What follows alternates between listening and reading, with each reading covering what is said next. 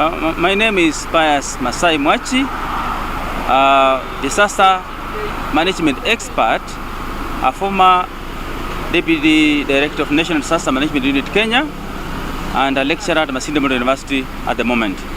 I want to say the following about El Nino. El Nino is real. The weatherman has already brought the report about El Nino. Many authorities like ICAT and others have said about the same. El Nino is real. Now what is important is county specific, they need to activate their own contingency plans.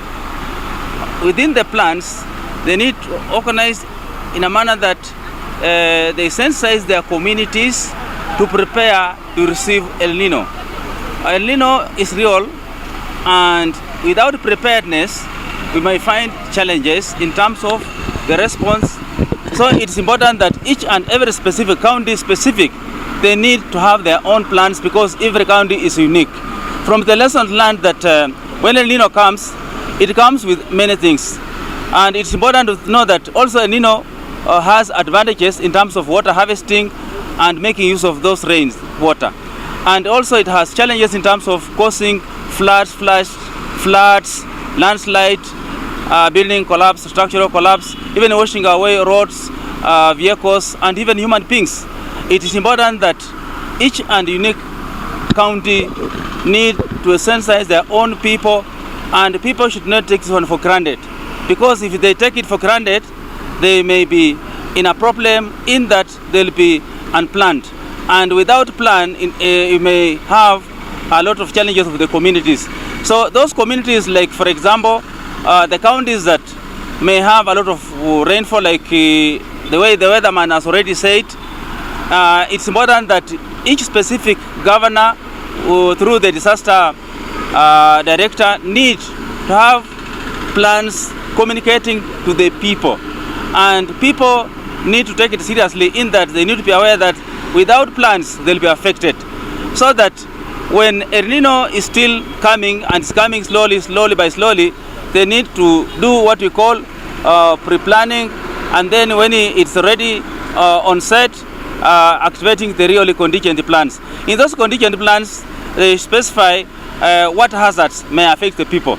We know when El Nino is coming, it comes with other things. El Nino will come with disasters. El Nino will come with flash floods.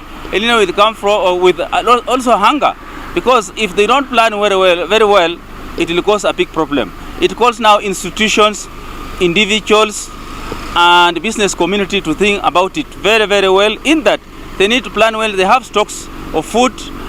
They ensure that the communities have food, so that when the rain set on, they'll have already food in place.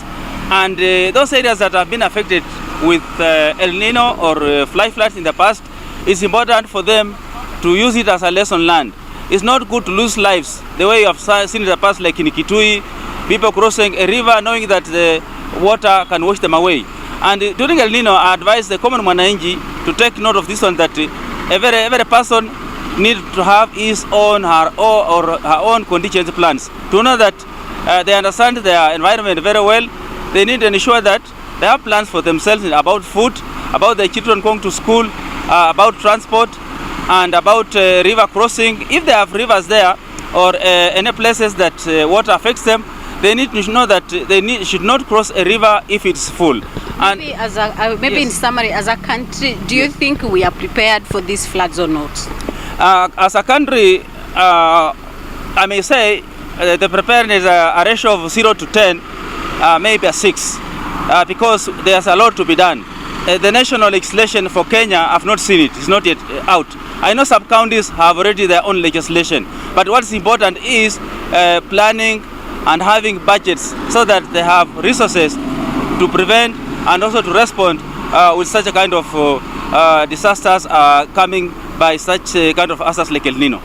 Maybe some missing links that probably you can highlight. Missing links is public awareness. You realize that road users, mostly they are affected because they need to consider about taking their vehicles for maintenance.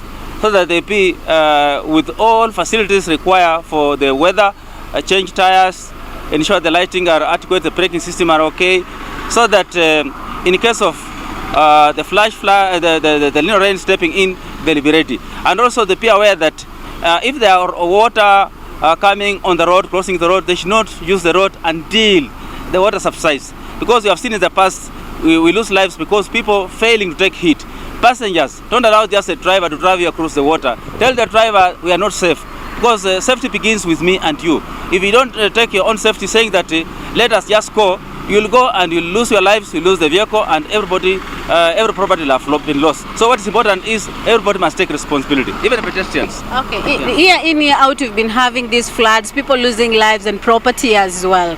So according to you, do you think that it is lack of policy in the country, I mean, in terms of, curbing these, or just the know-how of dealing with floods? It's also lack of policy, and also where there is policy implementation.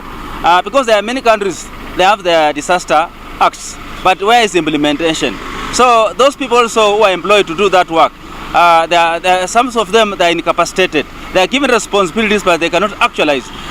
So it's important for them to seek guidance from the experts. They'll guide them how to actualize such kind of policies and acts. So what is important is personal responsibility from the ministers, the county, chief officers, and even the governors themselves, ensuring that they pursue in that causing their ministers be responsible.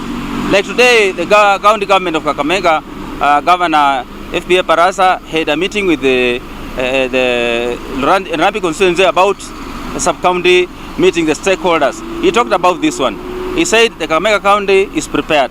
But is prepared should be in sense that the community behind there. If you go there down, ask a community member, will tell you they are not prepared. So it's important that everybody take responsibility. It's not just about the governor alone. It's not about the ministers alone. It's about the water administrators, all administrators, the chiefs, even the religious people, and even any other person who is knowledgeable and experts. Okay. Yes. So thank you so much. Thank you very much. Just that. Where are you proceeding now? I'm going home. Oh, good. Yeah. Also lack of policy, and also where there is policy implementation. Because there are many countries, they have their disaster acts, but where is the implementation? So those people also who are employed to do that work, some of them they are incapacitated. They are given responsibilities, but they cannot actualize. So it's important for them to seek guidance from the experts. They'll guide them how to actualize such kind of policies and acts. So what is important is personal responsibility from the ministers, the county, chief officers, and even the governors themselves, ensuring that they pursue in that causing their ministers be responsible. Like today, the county government of Kakamega, Governor FBA Parasa had a meeting with the Rampi constituency about the sub-county meeting the stakeholders. He talked about this one.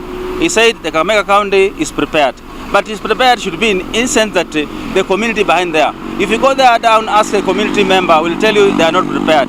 So it's important that everybody take responsibility. It's not just about the governor alone. It's not about the ministers alone. It's about the water administrators, all administrators, the chiefs, even the religious people, and even any other person who is knowledgeable and experts.